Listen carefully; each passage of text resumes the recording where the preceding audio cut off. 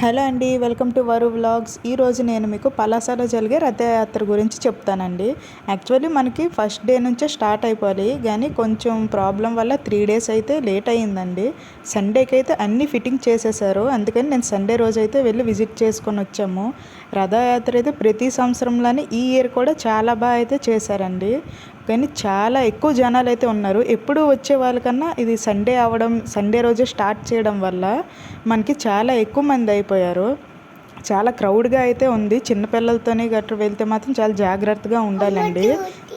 అసలు నిన్ననైతే మేము వెళ్ళాక బయటికి రావడానికి కూడా అసలు ప్లేస్ అంటే లేదండి.